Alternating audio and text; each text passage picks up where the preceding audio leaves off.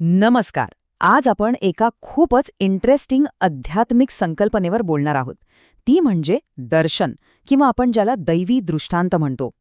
प्रवचनाच्या आधारावर याचा नेमका अर्थ काय होतो आणि आपल्या आयुष्यात याचं महत्त्व काय आहे हे आपण एकदम सोप्या भाषेत समजून घेणार आहोत.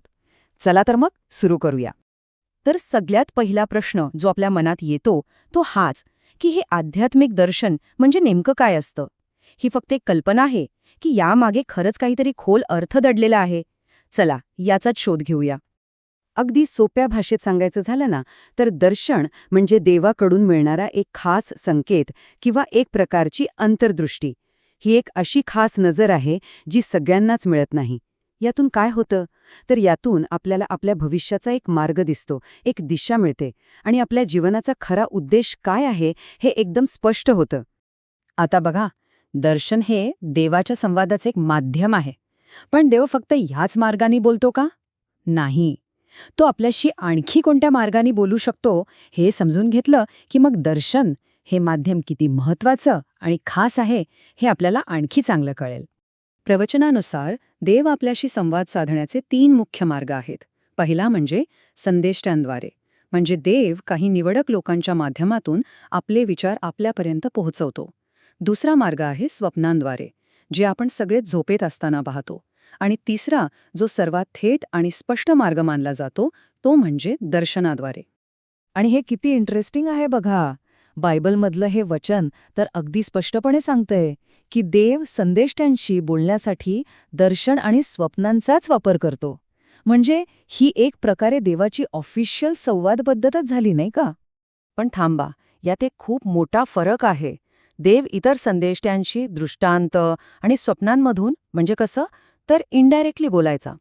पण मोशीसोबतचं त्याचं नातं, त्याचा संवाद मात्र खूप खास होता. तो थेट, समोरासमोर आणि कुठल्याही कोड्यात न बोलता अगदी स्पष्टपणे बोलायचा. यावरूनच मोशेचं स्थान किती वेगळं होतं हे आपल्या लक्षात येतं. चला, आता आपण या विषयाच्या अगदी मूळ गाभ्याकडे येऊया. दर्शन म्हणजे नेमकं काय, त्याचं स्वरूप कसं असतं, हे समजून घेण्यासाठी आपण 5 महत्वाची सत्य जाणून घेणार आहोत. यातून आपल्याला या संकल्पनेची खरी खोली कळेल. तर पहिलं सत्य, दर्शन हे नेहमीच वर्तमानासाठी, म्हणजे आजच्या दिवसासाठी नसतं. खरं तर अनेकदा ते खूप खूप दूरच्या भविष्याबद्दल असतं. कदाचित अशा घटनांबद्दल ज्या आपल्या हयातीत घडणारच सुद्धा नाहीत. याचं एक परफेक्ट उदाहरण म्हणजे दानियल. त्याला जो दृष्टांत मिळाला होता ना, तो त्याच्या काळासाठी नव्हताच. तो होता शेवटच्या दिवसांसाठी. याचा सरळ अर्थ काय होतो? तर दृष्टांत पाहणाऱ्या व्यक्तीला त्याचं फळ किंवा परिणाम लगेचच दिसेल असं अजिबात नाही. आता दुसरं सत्य, दर्शन म्हणजे फक्त डोळ्यासमोर एखादं चित्र येणं नाही की झालं. नाही, तो एक खूप खोल संदेश असतो, जणू काही एक कोडं, ज्यावर खूप विचार करणं गरजेचं असतं. त्याचा खरा अर्थ काय आहे हे समजून घेण्यासाठी त्यावर मनन करावं लागतं, त्याचा विचार करावा लागतो.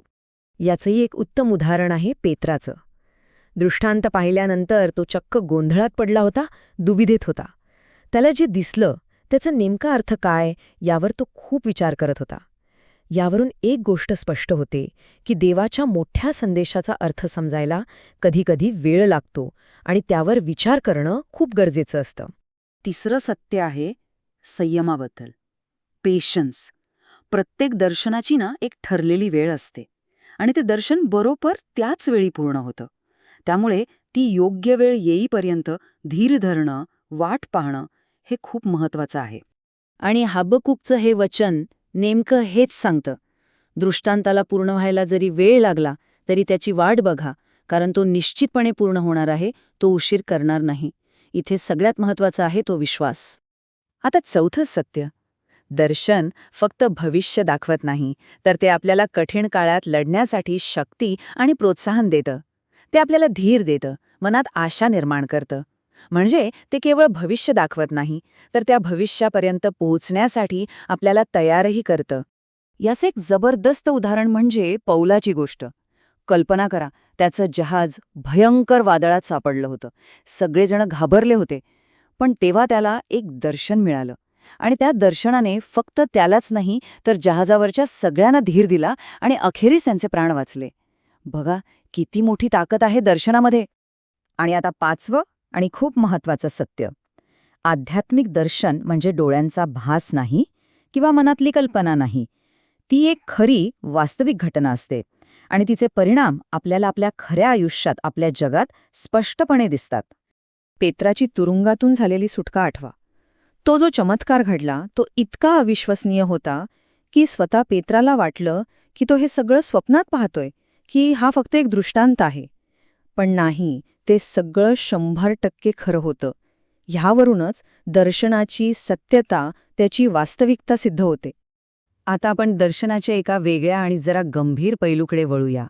प्रवचनानुसार काही दर्शने लोकांना त्यांच्या स्वतःच्या मृत्यूसाठी कशी तयार करतात हे जाणून घेणं खूप महत्त्वाचं आणि विचार करायला लावणार आहे. प्रवचनात याकोब, मोशे, दावीद, पेत्र आणि पौल यांसारख्या मोठ्या व्यक्तींची उदाहरणं दिली आहेत. या सगळ्यांमध्ये एक गोष्ट कॉमन होती. या सर्वांना त्यांच्या आयुष्याच्या शेवटच्या क्षणांबद्दल दैवी संकेत मिळाला होता. त्यांना ते आधीच कळलं होतं. आणि या ज्ञानामुळे काय झालं तर त्यांना एक प्रकारची शांती मिळाली आणि आपलं उरलेलं आयुष्य एका ध्येयाने जगता आलं. ठीक आहे, ही झाली सगळी जुनी उदाहरणं. पण या सगळ्याचा आपल्या आजच्या आयुष्याशी काय संबंध? आपल्या सामान्य जीवनात दर्शन असणं इतकं गरजेचं का आहे? चला, हेच जाणून घेऊया.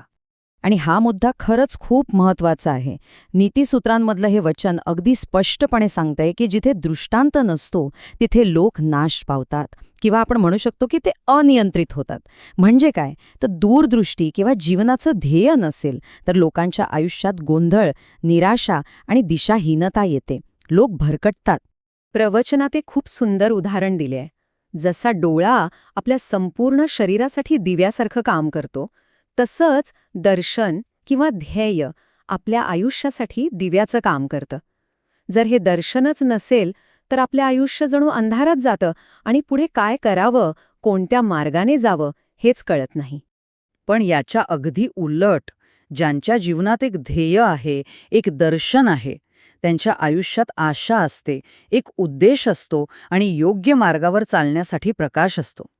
अशी माणसं आपलं आयुष्य अधिक चांगल्या आणि अर्थपूर्ण पद्धतीनं जगू शकतात. आणि आता जाता जाता शेवटचा प्रश्न आपल्या सगळ्यांसाठी. या सगळ्या उदाहरणांनंतर आपण सगळ्यांनी स्वतःला विचारायला हवं, आपल्या जीवनाचा खरा उद्देश काय आहे? आपल्या आयुष्यासाठी ते दर्शन काय आहे यावर नक्की विचार करा.